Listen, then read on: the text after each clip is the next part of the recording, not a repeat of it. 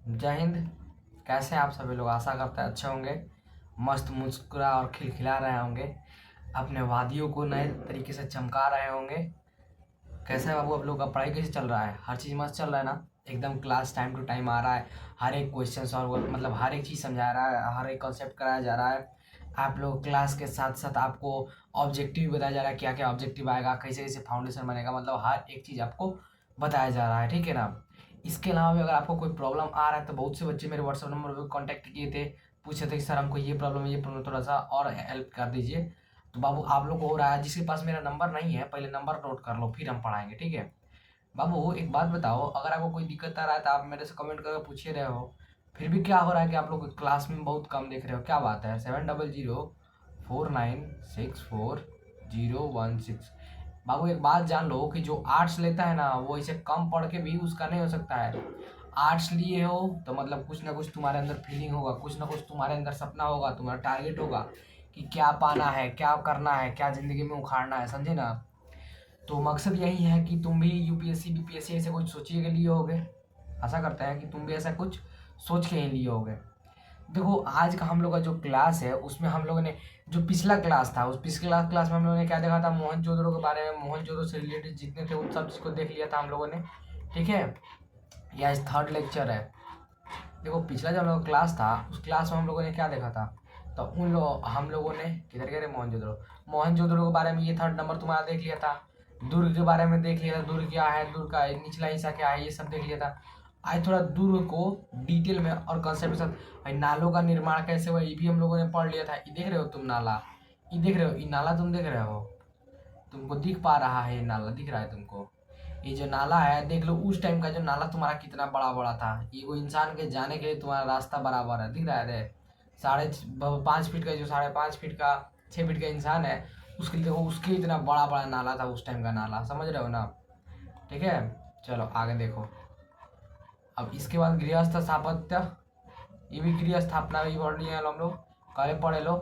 आज देखना है दुर्ग क्या होता है, दुर्ग का निर्माण कैसे होता है, कैसे दुर्ग काम करता है, इसके बारे में देखना है, ठीक है? तो स्टार्ट किया जाए। आप सभी लोग तैयार हैं? एक बार तैयार है तो लाइक का बटन दबा दीजिए फटाफट। तो हम लोग स्टार्ट करते हैं लोग। अब दुर्ग होता क्या है उसके बारे में हम लोग देखते हैं।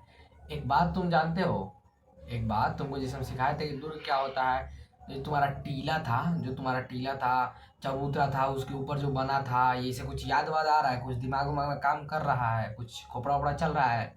तो हम बताए थे जो तुम्हारा छोटा प्रदेश था, मतलब तो तुम्हारा छोटा इलाका था लेकिन ऊंचाई पर था, ज़्यादा ऊंचाई पे, ठीक है? तो तुम्हारा दुर्ग था लेकिन बड़ा था और नीचे था, तो तुम्हारा निचला हिस्सा था। कुछ याद वाद आ रहा है? तो दुर्ग तुम्हारा क्या था? दुर्ग पर पहले ही ऐसी संरचनाओं का साक्ष्य मिलते हैं जिनका प्रयोग संभवतः विशिष्ट सार्वजनिक प्रयोजनों के लिए किया जाता था, ठीक है? अर्थात मतलब जो तुम्हारा दुर्ग है उस पर कैसे वस्तुएं मिलते हैं, कैसे चीज़ों का साक्ष्य मिलता है? तो ऐसे चीज़ों का साक्ष्य जिसका जो प्रयोग है वो सार्वजनिक मतलब सब लोग के द्वारा किया जा सकता था। सार्वजनिक प्रयोजन मतलब सब लोग के प्रयोजन के लिए किया जाता था। इसमें इनमें एक माल गोदाम एक ऐसी विशाल संरचना है जिसके ईंटों से बने केवल एक सेकंड निचले हिस्से शेष हैं, ठीक है? जबकि ऊपरी हिस्से संभवतः लकड़ी के से बने हैं जो बहुत पहले नष्ट हो गए। देखो ये तुम्हारा दुर्ग दिख रहा है, तुमको दिख रहा है दुर्ग, ये तुम्हारा दुर्ग वाला संरचना दिख रहा है। इसमें तुम्हारा बहुत विशाल क्या मिला था, तुम्हारा जो माल मतलब सामान को रखने वाला माल गोदाम यहाँ पे दिख रहा है तुमको, बहुत बड़ा बहुत विशाल तुमको माल गोदाम देखने को मिला था, ठीक है? जो क्या था, तो नीचे तुम्हारा ईंट उट का बना था तो अभी तक है, उसका साक्ष्य मिला है, बस नींव मिला है। लेकिन जो तुम्हारा ऊपर का वस्तु था, ऊपर का चीज था, जिसे आप बोल सकते हैं कि लकड़ी का, जिसे घर और बना था लकड़ी का, तुम्हारा छप्पड़ ऊपर था, वो सब क्या हो गया? तो वो सब लकड़ी का था तो बहुत पहले ही नष्ट हो गया। वही चीज बता रहा है, ये जो तुम्हारा गोदाम वाला है ना, ये तुम्हारा गोदाम इलाका, वो किस चीज से बना था? तो मिट्टी उट्टी ईंट उट से बना था, जिसके कारण अभी तक वो सेफ है। लेकिन जो तुम्हारा गोदाम के अलावा जो ऊपर जो बना था घर वो टाइप का, वो तुम्हारा नष्ट हो चुका है, ठीक है?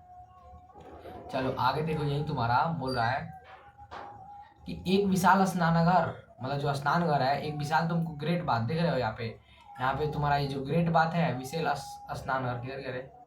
ये दिख रहा है इतना बड़ा विशेष तुम्हारा स्नान घर भी तुमको मिला है। क्या मिला है तुमको? विशाल स्नान घर एगो मिला है, यहाँ पे दिख रहा है एगो, एगो तुमको स्नान घर दिख रहा है विशाल यहाँ पे।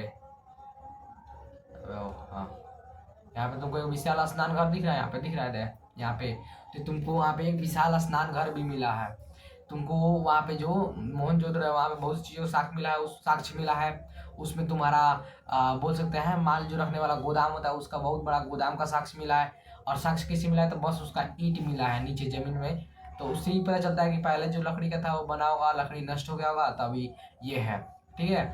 आयताकार जलाशय है जो चारों ओर से एक गलियारे से घिरा हुआ है। ठीक है। जलाशय के तल तक जाने के लिए उसके एक सेकंड जलाशय के तल तक जाने के लिए उसके उत्तरी एवं दक्षिणी भाग में 2 सीढ़ियां बनाई गई थी। जलाशय के किनारों पर ईंट को जमाकर जिप्सम के गारे का प्रयोग से इसे जलबद्ध किया गया था। ठीक है।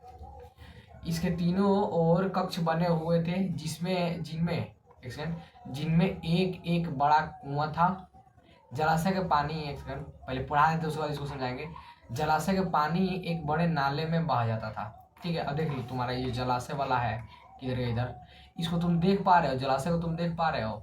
ये वाला जो है तुम्हारा एकदम विशाल बना हुआ है। ठीक है। एक विशाल जलाशय वाला पार्ट है, इतना तो तुमको समझ में आ रहा है। उसके अलावा देख रहे हो यहाँ से एक इधर से जाने वाला रास्ता है, एक इधर से तुम्हारा जाने वाला रास्ता है, मतलब यहाँ से जाने वाला रास्ता है। एक यहाँ पे तुमको दिख रहा होगा और एक यहाँ पे तुमको रास्ता दिख रहा होगा, दिख रहा है ना 2 रास्ते। एक तुमको यहाँ पे दिख रहा है और एक तुमको यहाँ पे दिख रहा है। ये जो दीवार बना है तुमको ये किसी का बना है, तुम्हारा जिप्सम का बना है। ठीक है। और व्हाइट कलर के पुताई किया गया ताकि पानी उससे रिस के बाहर ना निकले। ठीक है। इस तरह के तुमको साक्ष्य मिलते हैं। ग्रेट बात जो है उसके बारे में मतलब वही विशाल स्नानागार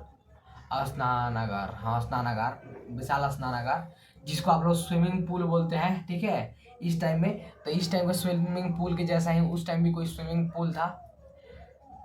अरे हाँ दक्षिणी भाग में, अरे इधर तो हो गया है, जिसमें से एक बड़ा कुआं था। जलाशय से पानी बड़े नाले में बह जाता था।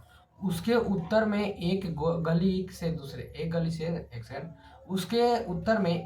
दूसरी ओर एक अपेक्षाकृत छोटी संरचना थी। छोटी संरचना मतलब वो क्या थी, जिसमें 8 स्नानागार बनाए गए थे। एक गलियारे के दोनों ओर 4 स्नानागार बनाए गए थे और प्रत्येक स्नानागार से नालियां गलियारे के साथ बह जाने साथ साथ बने एक नाले से मिलती थी। ठीक है। इन संरचना का अनोखापन तथा दुर्ग क्षेत्र में कई विशिष्ट संरचनाओं के साथ इनके मिलने से इस बात का संकेत मिलता है कि इसका प्रयोग किसी विशेष प्रकार के अनुष्ठान स्नान के लिए किया जाता था। अब सर आपको दिमाग में आ रहा होगा कि सर आप तो बताएं कि इतना विशाल स्नानागार है, इसका यूज कहाँ से होता था। तो तुम एक चीज देख पा रहे हो इस विशाल स्नानागार में कि यहाँ पे तुमको दिख रहा है 1 2 3 4, तुम्हारे 4 इधर दिख रहे हैं, 4 इधर दिख रहे हैं, यहाँ पे तुमको 4 को दिख रहा है, 4 को तुमको यहाँ पे दिख रहा है, 4 को तुमको यहाँ पे दिख रहा है। ठीक है। 4 को तुमको यहाँ पे दिख रहा है और कुछ इधर तुमको दिख रहा था। जो विशाल स्नानागार था वहाँ पे तुमको 8 को बनाए गए थे। ये तुम्हारा 4 को वाला जो यहाँ पे है ना, यही 4 को इस साइड 4 को इस साइड, तुमको 8 को टोटल छोटे छोटे स्नानागार को बनाए गए थे। वो तुम्हारे विशाल जो स्नानागार है इसके बगल में। उससे होता क्या, तो आसपास के जो लोग नहाते मतलब वो साइड से नाली था उससे बह के निकल जाता। और जिस प्रकार से साक्ष्य मिले हैं उस तरह से पता चलता है कि ये विशेष किसी अनुष्ठान के लिए, किसी पूजा के लिए, मतलब शुद्धि उद्धि कार्य के लिए ये किया जाता था। ठीक है। लेकिन इसका कोई साक्ष्य प्रमाण नहीं मिला है, बस इसको सोचा गया है एक तरीके से, तो समझा गया है कि यह एक तुम्हारा साक्ष्य के रूप में हो सकता है। ठीक है। समझ में आ गया, कोई डाउट नहीं ना है। अब चलो आगे देखते हैं। अब आगे हम लोग को देखना है सामाजिक भिन्नताओं का अवलोकन। सामाजिक भिन्नता होता क्या है, सामाजिक भिन्नता होता क्या है। तो एक पहले तुम देखो समाधान मतलब क्या होता है। देखो तुमको हम एक चीज बताते हैं। अब तुम देख सकते हो कि समाधान मतलब यहाँ पे जो बोल रहा है तुम्हारा विशेष समाधान। यहाँ पे विशेष समाधान का अर्थ क्या है, मतलब सामाजिक भिन्नताओं का अवलोकन से क्या तुमको समझ में आता है। एक बात बताओ, सामाजिक भिन्नता क्या है, सामाजिक भिन्नता क्या है। आप अपने ही देश में देखते होंगे कि बहुत से लोग अपने अपने धर्म का प्रचार करते हैं। कुछ लोग हिंदू, कुछ लोग मुस्लिम, कुछ लोग सिख, ईसाई। सबके धर्म में मरने के बाद रिवाज अलग होता है, मरने के बाद जो अंतिम क्रियाक्रम होता है उसका रिवाज अलग होता है। जन्म संस्कार जो होता है आपका छठियार जिसको हम लोग बोलते हैं उसका अलग अलग प्रक्रिया है। शादी विवाह की रस्में अलग अलग तरीके से होती है। तो यही है तुम्हारा सामाजिक भिन्नता। तो सामाजिक भिन्नता में तो शादी ब्याह का रस्म में पता नहीं चलेगा क्या था, लेकिन हाँ सामाजिक भिन्नता में तुम्हारा खास करके क्या पता चलता है, तो सामाजिक भिन्नता में तुम्हारा यह पता चल जाएगा कि तुम कैसे दफनाते थे, मतलब कैसे पहले के लोग दफनाते थे, आज के लोग में क्या भिन्नता है, पहले के लोग जो सब दफनाते थे वो प्रक्रिया कैसे होती थी, ये सब चीज़ तुमको मिल सकता है आज भी। तो वही चीज़ हमारा जो समाधान है, समाधान का अर्थ होता है कि पहले के जो लोग दफनाते थे वो कैसे दफनाते थे और आज के लोग जो दफनाते हैं उसमें क्या मिलता है, क्या समानता है। समाधान अर्थात मतलब सबको दफनाने की प्रक्रिया के बारे में बात हो रहा है। समझ में आ रहा है ना? कोई डाउट उट नहीं ना आ रहा है? आ रहा होगा तो बेझिझक पूछ लीजिएगा, ठीक है। पुरातत्वविद यह जानने के लिए कई किसी संस्कृति विशेष रहने के लिए, माने देखो समाधान जिसे आप लोग देखे होंगे कि इजिप्ट में, मिस्र में जो होते थे उनको जो बड़े बड़े राजा थे उनके लिए पिरामिड बनाया गया है, उनको दफनाने के लिए उनको, सॉरी फॉर साउंड प्रॉब्लम, लेकिन थोड़ा सा मैनेज कर लीजिएगा, उनको दफनाने के लिए विशेष तरीके के बहुत सी चीज़ों का उपयोग किया गया है, ठीक है। आई होप आप सभी को क्लियर दिख रहा होगा, ठीक है। पहले नहीं दिख रहा था, हमको लगा था, लेकिन अब लग रहा है सबको क्लियर दिख रहा हो, कोई डाउट नहीं ना रहा, कुछ दिक्कत उक्कत नहीं रहा, सब एकदम दिख रहा है ना, परफेक्ट, ठीक है। अब चलो थोड़ा कॉन्सेप्ट समझ लिया जाए। देखो पहले आप लोगों ने देखा होगा बहुत सी जगहों पे, एक सेकंड, पहले आप बहुत सी जगह पे देखेंगे जैसे मिस्र उसमें या फिर कोई भी ऐसे बहुत से स्थान थे जहाँ पे लोगों को दफनाने के बाद उनके साथ कुछ अस्थियों के साथ कुछ जवाहरात या फिर कुछ ऐसे चीज जो अनमोल रत्न उनके साथ जुड़े थे उनको दिया जाता है। आप लोग भी अपने धर्म में देखे होंगे जो मर जाते हैं उनके नाम पे दान दक्षिणा किया जाता है, उनके साथ कुछ रखा जाता है, खाने का सामान या फिर कुछ भी ऐसा चीज रखा जाता है। तो वो चीज़ समाधान अलग था। पहले जो पिरामिडों में जो राजा महाराजा या फिर कोई भी चीज़ जो मरता था तो उनका क्या था, उनको विशेष लेप लगा करके और उनको पट्टी से बांध बांध करके और ताबूत में बंद करके और दफना दिया जाता था पिरामिड में, जिसे जरूरत पड़ने पर उनके शवों को श्रद्धांजलि, मतलब उनके शवों को समझते थे कि बाद में जिंदा किया जा सकता है, पूजा वूजा किया जा सकता है, इसलिए वो अपने शवों को पूजा वूजा करने के लिए वहाँ पे रखते थे, दफनाते थे, ठीक है। यही चीज़ है जो सबका समाधान अलग अलग होता है, अभी अलग प्रक्रिया से होता है, उस टाइम अलग प्रक्रिया से हो रहा था, वही चीज़ों को दर्शाया गया, ठीक है। तो आप लोग देख ही लो, अब इसको हम बताते हैं कैसे। अबे वो ठीक है, चलो अब हम लोग शुरू करते हैं। पुरातत्वविद यह जानने के लिए किसी संस्कृति की जो संस्कृति होता है विशेष में रहने के वाले लोग के बीच सामाजिक एवं आर्थिक भिन्नताएं थी, ठीक है। सामान्यतः कई विधियों का प्रयोग करते हैं, सामान्यतः कई विधियों का प्रयोग होता है। इन्हीं विधियों में से एक समाधान का अध्ययन है। समाधान का अध्ययन क्या होता है तो हम इसको आगे बताते हैं। आप स्वतः मिस्र के विशाल पिरामिडों, जिनमें से कुछ हड़प्पा सभ्यता के समकालीन थे, से परिचित है। इनमें से कई पिरामिड राजकीय समाधान थे जहां बहुत बड़ी मात्रा में धन संपत्ति दफनाई गई थी। समाधान क्या होता है, जिसको आप अभी बोल सकते हैं कब्रगाह बोलते हैं, आप उसको बोल सकते हैं समाधान, जहाँ पे शवों को दफनाया जाता है, जहाँ पे शव जो मर जाते हैं उनको दफनाया जाता है, उनके चीज़ों को रखा जाता है, तो वो सब होता है तुम्हारे समाधान, ठीक है। जैसे तुम्हारा हो गया मतलब कब्रगाह हो गया, तुम्हारा शमशान घाट हो गया, तुम्हारा जो क्रिश्चियन लोग का होता है उसको क्या बोलते हैं, हम क्या बोलते हैं, अरे क्रिश्चियन के वाले जो क्या बोलते हैं उसको क्या बोलते हैं, हम लोग क्या बोलते हैं बाबू, याद नहीं आ रहा है हमको, मतलब ऐसे ही कुछ बोला जाता है, उनका भी नाम है, ठीक है। तो ये सब शवों को आमतौर पर मृतकों के गत्तों को दफनाया गया था, ठीक है। हड़प्पा सभ्यता में मिले समाधानों में आमतौर पर मृतकों के गर्ते में दफनाया गया था, ठीक है। कभी कभी समाधान गर्त की बनावट एक दूसरे से भिन्न होती थी। कुछ स्थानों पर गर्तों की सतहों पर ईंटों की चिकनाई की गई थी, ठीक है। क्या ये विविधताएं सामाजिक भिन्नताओं की ओर संकेत करती हैं? कहना कठिन है। आप देख सकते हैं जैसे आपको बता रहे हैं हम कि पहले के जो लोग थे वो क्या करते थे, मिस्र के जो लोग थे वो अपने शव को दफनाते थे, उनके साथ जो संपत्ति रखते थे वो भी दफना देते थे, और बहुत से जगहों पे एक जैसे सब देखने, मतलब एक जैसे जो हलाए था दफनाए थे, एक जैसे तरीके का दफनाया गया मिला, कहीं कहीं बहुत अलग अलग तरीके के देखने को मिले, बहुत जगह तुमको सामाजिक भिन्नताएं के तौर पे देखने को मिली। जैसे कि तुमको कहीं ईंटों से चिकनाई करके, मतलब बढ़िया से साफ सुथरा करके, उसके बीच में ईंट उट लगा करके उसको साफ उफ करके चिकना उकना मस्त माटी उटी से लेपन ओपन करके उसके बाद उसमें रखा जाता था। तो बहुत अलग अलग तरीके की तुमको देखने को मिली। कुछ कब्रों में मातृभरण एवं आभूषण मिले हैं, तो कुछ कब्रों में क्या मिला है, मातृभांड और आभूषण मिले। मतलब कुछ कब्रों में जैसे तुमको मिट्टी से बने बर्तन मिले हैं जिनमें वो खाना वाना रख करके अर्पित किया जाता। कुछ कब्रों में तुमको क्या मिला है, आभूषण भी मिले हैं। मैंने जो मरता था तो कहा जाता है ये इसका आभूषण है, तो वो अपने साथ लेके जाएगा, तो उसको ले जाकर उसके साथ दफना दिया जाता था। हालांकि इसमें चोरी भी बहुत हुए। दफनाने के बाद लोग क्या करते थे, उस टाइम भी चोरियां होती थी, तो जो चोर थे वो उस टाइम भी खोद के निकाल लेते थे। ठीक है, पिरामिड में से बहुत ज्यादा हुआ है। ठीक है, जो संभवतः एक ऐसी मान्यता की ओर संकेत करते हैं जिसके अनुसार इन वस्तुओं का मृत्युपरांत प्रयोग किया जा सकता था। ठीक है, पुरुषों और महिलाओं दोनों को समाधानों से आभूषण मिले हैं। सन 1980 के दशक में मध्य 1980 के दशक के मध्य में आप हड़प्पा के कब्रिस्तान, हाँ ठीक है, कब्रिस्तान याद आएगा। क्रिश्चियनों का जो होता है ना उसको कब्रिस्तान बोलते हैं। कब्रिस्तान में हुए उत्खननों में एक पुरुष की खोपड़ी के समीप शंख के 3 लच्छों जैस्मर एक प्रकार के उपरत्न है के मानके एवं सैकड़ों की और संख्या में सूक्ष्म मानकों से बना एक आभूषण मिला था। देखो तुम्हारे यहाँ बता रहे सन 1900 दशक में जब खुदाई हो रहा था, कहाँ पे तो तुम्हारा खुदाई में जब हड़प्पा के जो कब्रिस्तान था उसमें खुदाई हो रहा था, तो उसमें देखने को मिला कि एक मतलब वहाँ के बोल सकते हैं आप राजा था या कोई भी था, उसको दफनाया गया था और उसके पास से बहुत से शंख, मतलब एक शंख मिला जो कि बहुत पुराना था, उसके साथ ही दफनाया गया था। बहुत से मतलब छोटे छोटे रत्नों से जुड़े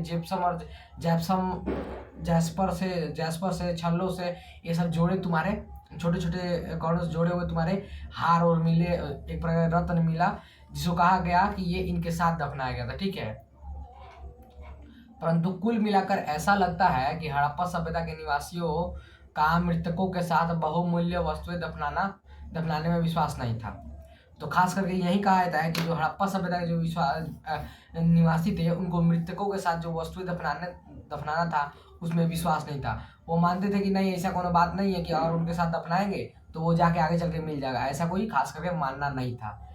विलासिता के वस्तुओं की खोज। अब देखो विलासिता की वस्तुएं क्या होती है, मतलब भोग विलास की वस्तुएं तुम्हारी क्या होती है। जैसे अभी आप सामान्य तौर पर देख सकते हैं आपके सामने, अभी जिसे हम फोन से पढ़ा रहे हैं, मतलब ऑनलाइन लैपटॉप से ले रहे हैं, तो यहाँ पे जो तुम्हारा हो रहा है, यहाँ पे विलासिता की वस्तुएं क्या है, तुम्हारा लैपटॉप हो गया, तुम पानी पी रहे हो वहाँ पे बोतल हो गया, ये तुम्हारी विलासिता की वस्तुएं हो गए। ये सब तुम्हारी सुख विलासिता, मतलब जो तुम्हारी वस्तुओं को आसान करता है, काम करता है, जो तुम्हारा संसाधन हो गया वो तुम्हारी विलासिता की वस्तुएं हो गए। जैसे कि तुम्हारा चकिया हो गया, मातृभांड हो गया, ठीक है, सुइया हो गया, झावा हो गया, ये सब तुम्हारी विलासिता की वस्तुएं हो गई। समझ में आ रहा है ना। अब देखो चलते हैं, इसको पढ़ते हैं। सामाजिक भिन्नता को पहचानने की एक अन्य विधि है। सामाजिक भिन्नता को पहचानने की एक अन्य विधि है ऐसी पूरा वस्तुओं का अध्ययन जिसमें पुरातत्वविद मोटे तौर पर उपयोगी तथा विलास की वस्तुओं को में वर्गीकृत करते हैं। विलास की वस्तुओं में वर्गीकृत करते हैं। ठीक है, पहले वर्ग में रोजमार्ग के उपयोग की वस्तुएं सम्मिलित है। पहले वर्ग में कैसी वस्तु उपयोग सम्मिलित है, तो रोजमर्रा की वस्तुएं। जैसे कि आप देख सकते हैं चकिया है आपकी रोजमर्रा की वस्तुएं, मिट्टी से बने बर्तन तुम्हारे रोजमर्रा की वस्तुएं हैं, पत्थर से बने बर्तन तुम्हारे रोजमर्रा की वस्तुएं हैं, मातृभांड तुम्हारी रोजमर्रा की वस्तुएं हैं, सुइयां तुम्हारी में रोजमर्रा के, झावा है जो आपके काम को आसान बनाता है। ठीक है, ये वस्तुएं समान रूप से बस्तियों में सर्वत्र पाई गई हैं, मतलब हर घर लगभग मान लीजिए कि सब जगह पाई गई हैं। ठीक है, समान रूप से सब जगह पाई गई हैं। पुरातत्वविद उन वस्तुओं की कीमतों को मानते हैं जो दुर्लभ हो अथवा महंगी हो। ठीक है, स्थानीय स्तर पर अनुपलब्ध पदार्थों से अथवा जटिल तकनीकों से बनी है हो।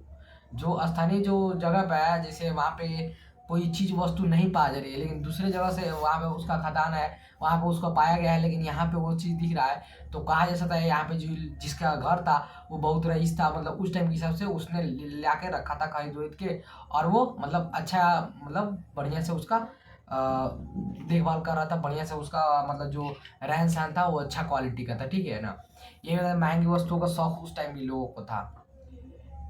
उस प्रकार फायांस घिसी हुई रेत अथवा बालू के रंग और चिपचिपे पदार्थ से मिश्रण से पक्का कर बनाया गया पदार्थ के छोटे पात्र संभवतः कीमती माने जाते थे और इन्हें बनाना कठिन था। देखो पहले का जो पॉटरी तुम देखे हो ना, यहाँ पे देखो पॉटरी दिखा रहा है, ये तुमको पॉटरी जो दिख रहा है ना, ये उस टाइम में मिट्टी से बने जो पात्र थे, जिसपे अलग अलग तरीके के मतलब डिजाइन काटे गए हैं, अलग अलग तरीके के तुम्हारे इस पे डिजाइन बनाया गया, दिख रहा है ना तुमको, डिजाइन बना गया है हाथ से, यहाँ पे डिजाइन तुम्हारे बनाए गए हैं। ये सब चीज़ जो कि उस टाइम में बनाना बहुत मुश्किल था, तो ये सब चीज़ तुम्हारे महंगे मिलते थे, अगर कोई बना रहा है तो तुमको महंगे दामों में बेचता था, ये बनाना बहुत कठिन था इसलिए, ठीक है। और ये बहुत रईसों घर में बहुत कम ही पाया गया है, क्योंकि ये ज़्यादातर रईस अफोर्ड कर पाते थे, जो वहाँ पे संपर्क पर डिस्टर्ब थोड़ा सा डिस्टर्ब हो गया था। अब चलो आगे हम लोग देखते हैं, यहाँ तक तो हो गया था। इसके बाद देखना है स्थिति तब और जटिल हो जाए, यहाँ से देखना है, ठीक है। चलो एक सेकेंड, यहाँ से हम लोग देखते हैं कि स्थिति और जटिल हो जाती है। स्थिति और जटिल हो जाती जब हमें रोज़मर्रा के प्रयोग की वस्तुएं जैसी तकलियाँ जो फायंस जैसे दुर्लभ पदार्थों से बनी मिलती पदार्थ से बनी मिलती है, क्या हम इनका वर्गीकरण उपयोगी या फिर विलास की वस्तुओं के रूप में करें। देखो जो हमें वस्तुएं मिली हैं, जैसे आपको मिली है कि तकलियाँ मिली हैं, या फिर जो पॉटरी मिले हैं, या फिर छोटे छोटे घड़े मिले हैं, जो भी वस्तुएं मिली हैं उनको हम किस रूप में देखें, यही पूछ रहा है कि हम इसको रोजमर्रा के उपयोग में देखें या फिर भोग विलास की वस्तुओं के रूप में देखें, किस तरह के देखें, यही पूछ रहा है। यदि हमें ऐसे पुरातत्वों का वितरण के अध्ययन करें तो हम पाते हैं कि महंगे पदार्थ से बनी दुर्लभ वस्तु सामान्यतः मोहनजोदड़ो और हड़प्पा जैसे बड़ी बस्तियों में केंद्रित है, और छोटी बस्तियों में ये विरले ही मिलती हैं। मतलब वही चीज़ बता रहा है कि जो बड़े बड़े वस्तुएं हैं, जैसे दुर्लभ वस्तु, जैसे जो भी दुर्लभ वस्तुएं हैं वो खास करके आपको मोहनजोदड़ो या फिर हड़प्पा जैसी जो बस्तियाँ हैं उनमें बस्ती है उनमें मिलते हैं, खास करके छोटे मोटे में नहीं मिलते हैं। छोटे मोटे में बिरले ही, मतलब बहुत रेयर ही, कभी कभार एक दो मिल जाते हैं, नहीं तो खास करके ज़्यादा किसमें मिलते हैं, जो बड़ी बस्ती है, जैसे तुम्हारा हड़प्पा हो गया, जैसे तुम्हारा मोहनजोदड़ो हो गया, इन सब में मिलते हैं, ठीक है ना। उदाहरण के लिए फाइनेंस, ठीक है, फाइनेंस से बने लघु पात्र जो संभवतः सुगंधित द्रव्यों के पात्रों के रूप में प्रयुक्त होते थे। बोले तो इत्र, चाहे आप लोग सेंट लगाते हैं लोग, उस टाइप में मिला था। अधिकांशतः मोहनजोदड़ो और हड़प्पा से मिले हैं, ठीक है। और कालिनबंग जैसी छोटी बस्तियों से बिल्कुल नहीं। कालिनबंग जो कि छोटी बस्ती है वहाँ से कहीं नहीं मिला है। सोना भी दुर्लभ एवं संभवतः आज की तरह कीमती था। सोना उस टाइम भी दुर्लभ और आज की तरह बहुत ही कीमती था। हड़प्पा स्थलों से भी मिले सभी स्वर्ण भूषण, एक सेकंड, हड़प्पा स्थलों से मिले सभी स्वर्ण भूषण संचयों से प्राप्त थे, ठीक है। हड़प्पा में जो भी तुमको सोने के आभूषण मिले हैं, स्वर्ण से बने आभूषण, वो तुमको कहीं ना कहीं संचित करके, कहीं ना कहीं मतलब उसको सजा करके, उसको छिपा करके, मतलब बढ़िया से उसको रखो करके तब रखा गया था। तो उस टाइम भी इससे पता चलता है कि उस टाइम भी जो तुम्हारे सोने की वस्तुएं थी, सोने के आभूषण थे, उस टाइम भी आज की तरह ही बहुत कीमती और बहुत मूल्यवान वस्तुएं थी, ठीक है। शिल्प उत्पादन के विषय में जानकारी। अब शिल्प उत्पादन के विषय में, शिल्प मतलब होता क्या है, तो शिल्प मतलब जो पत्थर के जो वस्तु, पत्थर होता है ना, पत्थर पर कुछ लिखना, शिल्प कला, पत्थर की चीज़ों का वस्तु बनाना, पत्थर के ऊपर लिखना, ये सब तुम्हारे शिल्प से उत्पन्न वस्तुएं होती है, ठीक है। शिल्प से उत्पन्न विषयों की जानकारी के बारे में हम लोग को देखना है, ठीक है। चले आगे बढ़े, चलो मानचित्र मतलब वो वाला हम लोग देखा, ठीक है। मकानों के निर्माण में प्रयुक्त पदार्थों की विविधता उल्लेखनीय है। मकानों का जो निर्माण हुआ है उसमें जो पदार्थ पाए गए हैं उनकी विविधता उल्लेखनीय है। मतलब बहुत उस टाइम भी बहुत अच्छे चीज़ मिले हैं, जैसे कार्निलियन सुंदर लाल रंग का, ठीक है, सुंदर लाल रंग का, जिप्समर फास्टिक, ठीक है, क्वार्ट्ज तथा सेल खड़ी, और थोड़ा सा मिस्टेक हो जाता है, सेल खड़ी जैसे पत्थर, तांबा, कांसा और सोने जैसे धातुएं तथा शंख, फायंस और पक्की मिट्टी सभी प्रयोग के मानक के बनाने में होते हैं, ठीक है। जैसे देखो उस टाइम भी जो मिला है, उस टाइम भी जो बहुत से रईसों घर मिलता था, उसमें तुमको खास करके क्या मिला है, कॉर्नियल मिला है जो कि सुंदर लाल रंग का था, सुंदर लाल रंग का था, ठीक है। जैसे तुमको जैप्समर मिला है, फास्टिक मिला है, ठीक है, स्फटिक मिला है, क्वार्ट्ज मिला है, तुमको सेल खड़ी मिला है। ये सब जो तुम्हारे पत्थर है, जैसे पत्थर, अब पत्थर में तुमको तांबा मिला है, कांसा मिला है, सोने जैसे तुमको धातु मिली है, तथा शंख और फाइनेंस की पक्की मिट्टी के जो बनी तुम्हारे वस्तुएं हैं, जो कि मानके हैं। मानके मतलब वो जो घड़ा उड़ा होता है, जो कि पोटरी टाइप का, वो सब होते हैं, ठीक है। और उसका अधिक, उससे अधिक पत्थरों को आपस में जोड़कर बनाए जाते थे। क्या, कैसे बनाए जाते थे, तो पत्थरों को आपस में जोड़कर बनाए जाते थे। और कुछ सोने के टोप वाले पत्थर, कुछ सोने के टोप वाले पत्थर के होते थे, मतलब सोने से टोप करके उसको ज्वाइंट करके तब वो पत्थर से बनाया जाता। इनके कई आकार होते थे, जैसे चक्राकार, ठीक है, जैसे चक्राकार, बेलनाकार, ठीक है, बेलनाकार, गोलाकार, ढोलकाकार और खंडित, ठीक है। चलो कुछ, अरे इधर क्या रे, इधर है। अब तुम एक चीज देख रहे हो, उसको आगे पहले हम बाद में पढ़ाएंगे। यहाँ पे तुम देखो चीज, यहाँ पे तुम देखो, जैसे उस टाइम तुमको मिला है, उस टाइम तुमको बहुत से चीज मिले हैं। जैसे तुमको यहाँ पे दिख रहा है ना, ये जो तुम्हारे जो लकड़ी रस्सी दिख रहा है, यहाँ पे देखो कुछ ढोलक कार मिला है, तुम्हारी धातु है। कुछ तुमको ढोलक कार मिली है, ठीक है, कुछ तुमको बेलनाकार मिली है, कुछ तुमको बेलनाकार मिली है। यहाँ पे तुम देख पा रहे होगे, नहीं देख पा रहे हो, हम दिखा रहे हैं तुमको। यहाँ पे कुछ तुमको बेलनाकार मिली है, कुछ तुमको यहाँ पे ढोलक कार मिले हैं, कुछ तुमको ऐसे नॉर्मल मिले हैं, कुछ तुमको ऐसे गोटी टाइप के मिले हैं, कुछ तुमको शंख टाइप का मिला है, सीप टाइप का, कुछ तुमको ऐसे जड़े हुए, मतलब अंजीर टाइप का, जंजीर टाइप का ऐसे मिले हैं। तो ये सब चीज़ तुमको उस टाइम हड़प्पा से मिले थे, ठीक है। अब को उत्तीर्ण, मतलब जो उत्तीर्ण का और चमक, जो चित्रकारी के माध्यम से सजाया गया था, जो वस्तुएं थी उनको उत्तीर्ण और चित्रकारी के माध्यम से सजाया गया था, ठीक है। किसके माध्यम से, तो चित्रकारी के माध्यम से। और कुछ पर रेखाचित्र उखेरे गए थे। मतलब तो ये जो तुम देख रहे हो, यहाँ पे तुम पॉटरी देख पा रहे हो, इस पे क्या गया देख रहे हो, कोई बहुत बारीक बारीक तरीके से इसको बनाया गया है। एक तो पहले इसका डिजाइन बहुत मस्त बढ़िया है, उसके अलावा तुमको इसको बनाने के लिए, इसको पकाया गया है। उसको पकाने के बाद इसके ऊपर तरह तरह की कलरें की गई हैं, तरह तरह के डिजाइन बनाया गया है, ठीक है। ये दिख रहा है ना डिजाइन, अलग अलग तरीके के डिजाइन, अलग अलग तरीके के डिजाइन। तो ये सब डिजाइने बनाई गई, जिसके कारण इसका सुंदरता बढ़ गया और इसका मूल्य भी बढ़ गया, ठीक है। ये देख रहे हो यार, तुम्हारा तरह तरह का सुराही है, मटका है, जो भी है तुम्हारा, वो तरह तरह का बनाया गया है। और इस पे अलग अलग तरीके की रंजिश की गई है, जिससे इसका सुंदरता और आकार और बढ़िया बन गया। मानक बनाने की तकनीक प्रयुक्त पदार्थ के अनुसार भिन्नता थी, ठीक है, भिन्नताएं थी। तो मानक बनाने की जो तकनीक थी, उसमें अगर कहीं बढ़िया काली मिट्टी मिल रहा है तो उसके हिसाब से पॉट बनाते थे, मतलब जैसे सामान मिला, जैसे उनको वस्तुएं मिला, उस हिसाब से वो अपना सामान या फिर उस हिसाब से अपने वस्तुएं बनाना स्टार्ट कर देते थे, ठीक है। यह एक बहुत मुलायम पत्थर है। जो सेल खड़ी है वो एक बहुत मुलायम पत्थर है, पर आसानी से कार्य हो जाता है। और इससे क्या हो जाता है, आसानी से कार्य होता है। कुछ मानके सेल खड़ी चूर्ण के लेप को सांच से ढालकर तैयार किए जाते थे, ठीक है। जो लेप को है उसको सांचे से ढालकर क्या किए जाते थे, तैयार किए जाते थे। इससे ठोस पत्थरों से बनने वाले केवल ज्यामितीय आकारों में के विपरीत कई विविध आकारों के मानके बनाए जाते थे, ठीक है। सेल खड़ी के सूक्ष्म मानके कैसे बनाए जाते थे, यह प्रश्न प्राचीन तकनीकों का अध्ययन करने वाले पुरातत्वविदों के लिए पहले ही बना हुआ है। देखो ये भी अभी तक नहीं पता चला है कि जो पहले के लोग थे वो ऐसे इतना सुंदर सुंदर आकृति कैसे बना सकते हैं। ये भी अभी जो प्राचीन तुम्हारे जो है पुरातत्वविद, उनके लिए एक समस्या बना हुआ है। अभी तक इसको सुलझा नहीं पाए हैं कि कैसे उसको बनाते थे, कैसे उसका रचना करते थे, कैसे उसको बनाते। ये अभी तक कंफ्यूजन के रूप में बना हुआ है। समझ में आ रहा है ना, ठीक है। अब देखो पुरातत्वविदों द्वारा किए गए प्रयोगों को दर्शाया गया है।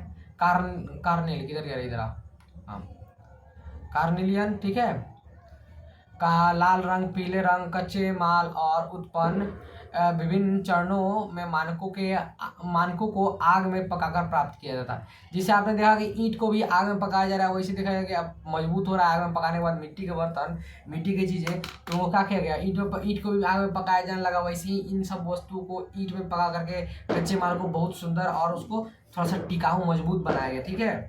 अच्छा, धूप में सूखने से वो मजबूत नहीं थे, जैसे पानी पड़ते से वो खत्म हो जाते थे। ठीक है।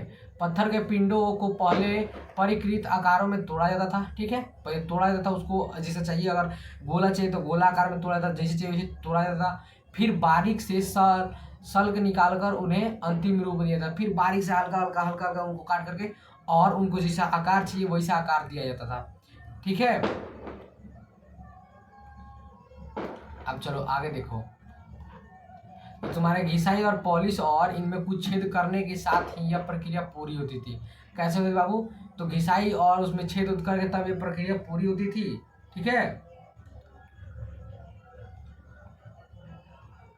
चनहुद्रो लोथल और हाल ही में, यहाँ पे तुम देख रहे हो, दिख रहा है कि चनहुद्रो तुम्हारा लोथल और हाल ही में धौलावीरा से छेद करने के विशेष उपकरण मिले हैं, छेद करने के विशेष उपकरण भी मिले हैं।